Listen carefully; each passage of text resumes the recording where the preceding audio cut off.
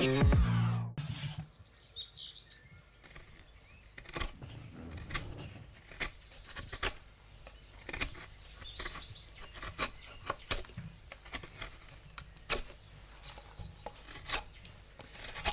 ce moment, je redécouvre comment utiliser mon imagination dans la présence de Dieu.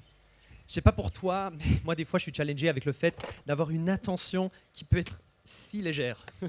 Le moindre message sur mon téléphone, la moindre idée de choses que je dois faire, de choses que je dois rattraper, que je dois mettre en place, finalement peut venir me détourner du moment que je suis en train de vivre avec Dieu. Et c'est dommage parce que pourtant j'ai soif de la présence de Dieu. Alors je sais pas si tu te reconnais dans ce que je dis, mais moi je suis challengé avec ça. Et au hochement de tête que je vois, je pense que c'est un challenge qu'on a tous dans cette époque où on vit. J'ai découvert du coup une technique, utiliser mon imagination dans la présence de Dieu pour finalement pouvoir me concentrer sur qui il est. Et c'est pour ça que j'ai mis cette vidéo. Parfois ça va être une salle de trône où je vais imaginer Jésus sur son trône et moi je m'approche de lui petit à petit et je peux le louer, je peux lui rappeler qui il est. Quand j'étais petit, je faisais un autre truc. Quand j'arrivais pas à dormir le soir, je me couchais et je m'imaginais comme mes parents que j'invitais Dieu chez moi à venir manger. Du coup, ça donnait à peu près ça, tu vois, j'étais dans le lit et bonjour Dieu. Ouais. Ah, Saint-Esprit, tu es là aussi. Jésus, qu'est-ce qu'il raconte?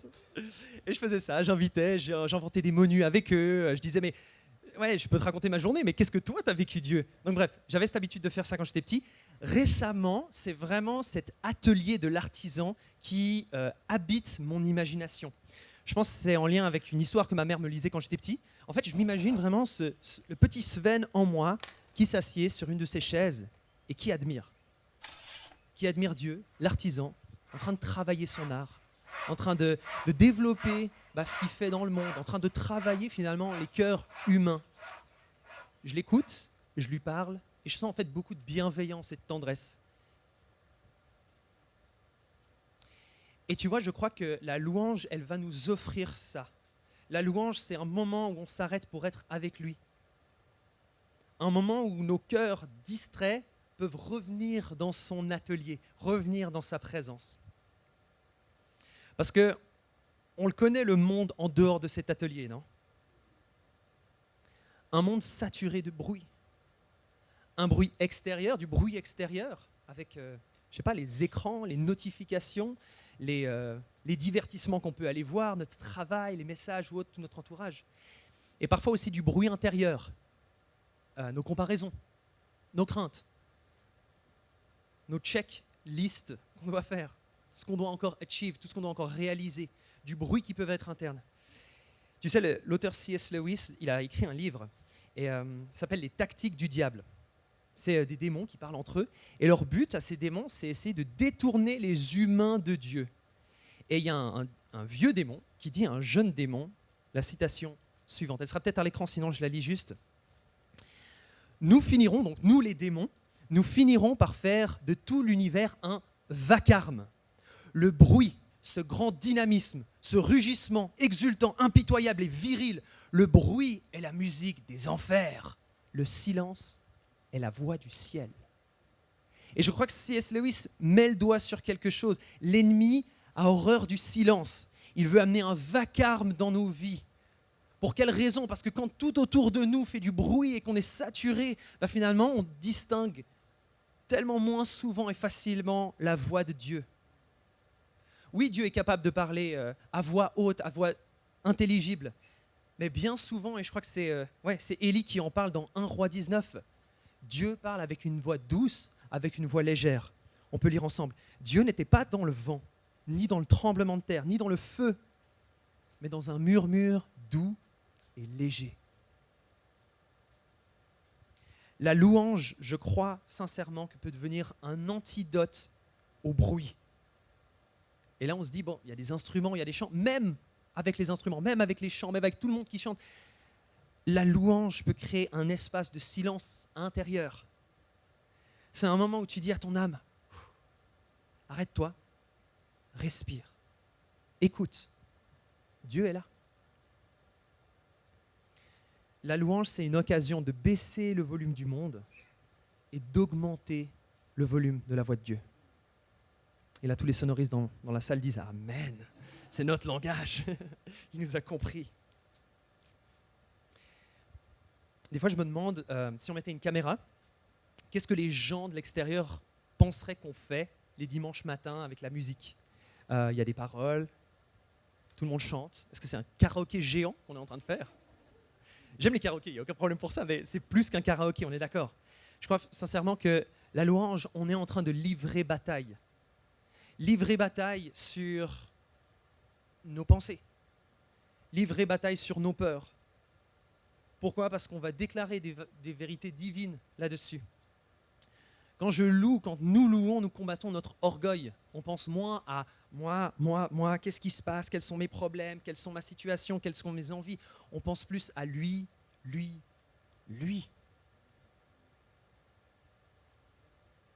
Donc si chaque dimanche on se retrouve ici, c'est bien plus que du karaoké géant. C'est on se met d'accord ensemble sur des chants et des paroles de chants qu'on n'a pas écrits nous-mêmes, mais qui sont basés sur la Bible, qui rappellent la grandeur de Dieu, qui rappellent des choses qu'il a fait par le passé et qui pourrait refaire dans nos vies. On est en train de se mettre d'accord. Oui, voilà qui est notre Dieu. On s'en souvient ensemble. C'est vrai, il n'y a personne plus grand que lui. Et du coup, ça nous permet en fait d'avoir notre regard qui se décale. Je sais pas, des fois, on voit nos problèmes et ils prennent tellement de place qu'on n'arrive rien à voir derrière. Un temps de louange peut être un moment où on décale notre regard ensemble. Et on se dit, ah mais oui, en fait, voilà, c'est toi Dieu. Voilà ce que tu fais, voilà qui tu es. C'est vrai, j'ai oublié. Rappelle-moi ça. Mes problèmes existent, je ne vais pas les minimiser. D'accord, mais tu es tellement plus grand que ces problèmes. Autrement dit, ce que je voulais dire avant, c'est Paul qui dit dans 2 Corinthiens 3, 18, nous tous qui, ensemble, le visage découvert, contemplons comme dans un miroir la gloire du Seigneur, nous serons et nous sommes transformés en la même image. En d'autres termes, ce que tu contemples, tu finis par lui ressembler. Tu contemples tes peurs, tu seras rempli de tes peurs. Tu contemples tes blessures, tu vivras dans la douleur. Tu contemples Jésus, tu seras transformé à son image. Comprends-moi bien, ce n'est pas pour minimiser les peurs ou de dire non, je suis fort, j'ai pas de douleur, tu vois ce que je veux dire. Non. Les douleurs sont là et justement, contemple Jésus et ensemble, il va s'occuper de toi. Donc que tu sois plein de force, plein motivé, que tu sois complètement fatigué, usé, il va t'accueillir pareil. Parfois, j'aime bien me rappeler que la louange, ce n'est pas forcément uniquement un cri de victoire. Parfois, la louange, c'est un murmure. De dire, mais Seigneur, voilà où j'en suis, je suis juste là. Fais ce que tu peux faire parce que ma vie est en miettes.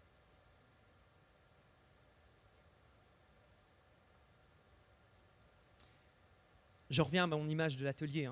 Je crois sincèrement du coup que notre imagination peut devenir un échappatoire au vacarme du monde.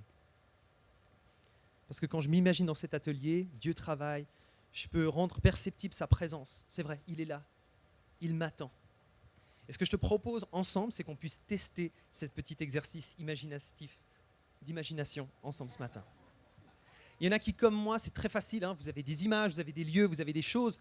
Je ne sais pas si c'est une plage, si c'est un bois, si c'est une bibliothèque pour certains, un endroit calme. Peu importe le décor, ce qui compte, c'est la rencontre. Donc si, comme moi, tu arrives facilement à t'imaginer un lieu, alors tu vas pouvoir construire ce matin ton lieu. Peut-être tu as déjà donc rentré avec moi dans ton lieu. Par contre, peut-être si c'est un peu plus difficile, n'hésite pas, tu prends ton téléphone, pense à un lieu agréable, un lieu où Dieu pourrait te rencontrer, et tu notes les choses. Parce que peut-être tes pensées, elles s'évadent. Donc c'est cool, c'est OK.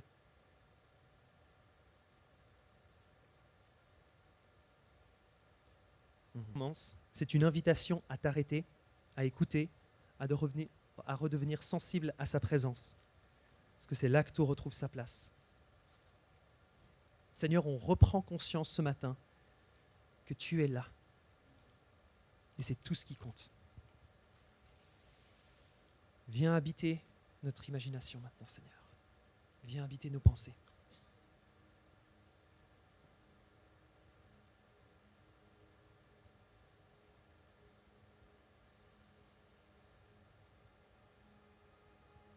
Pense à ce lieu.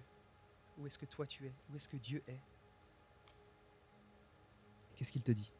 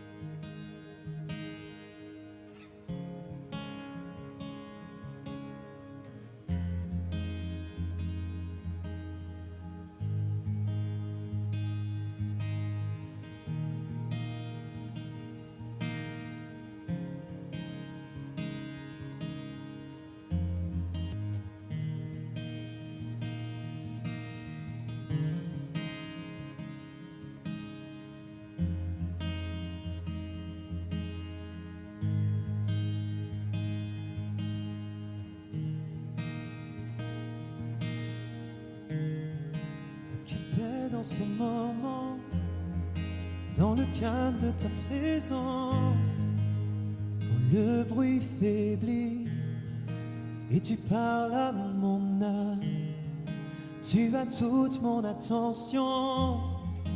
Fais-moi entendre ta voix, je ne veux rien manquer. Seigneur, mon cœur désire plus de toi. Mon cœur recherche ta face, alors je cède à toi.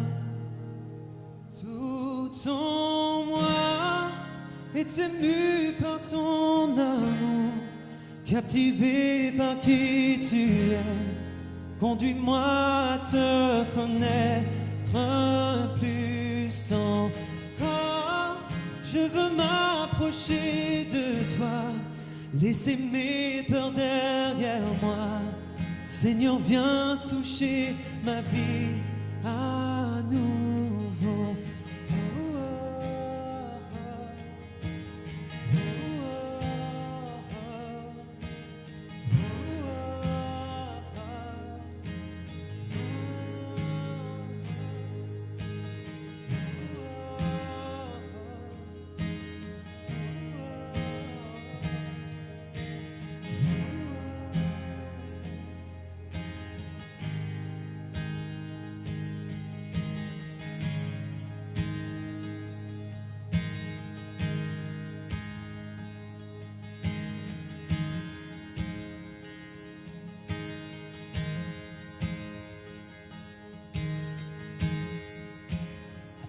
J'ouvre mon cœur, Seigneur. À toi j'ouvre mon cœur à jamais. Donc fais ce que toi seul sais faire. Jésus, viens régner dans ma vie. À toi j'ouvre mon cœur, Seigneur. À toi j'ouvre mon cœur à jamais. Donc fais ce que toi seul sais faire. Jésus, viens régner dans ma vie. À toi j'ouvre mon cœur, Seigneur. À toi j'ouvre mon cœur à jamais. Donc fais ce que toi seul sais faire. Oh, Jésus, viens régner dans ma vie. Donc fais ce que toi seul sais faire. Oh, Jésus, viens régner dans ma vie. À tout en moi est ému par ton amour, captivé par qui tu es. Conduis-moi à te connaître plus encore. Je veux m'approcher de toi, laisser mes peurs derrière moi. Seigneur, viens toucher tout en moi. Oui, tout en moi est ému par ton amour, captivé par qui tu es. Conduis-moi à te connaître encore. Je veux m'approcher de toi, laisser mes peurs derrière moi. Seigneur, viens toucher ma vie à nouveau. Oh, oh.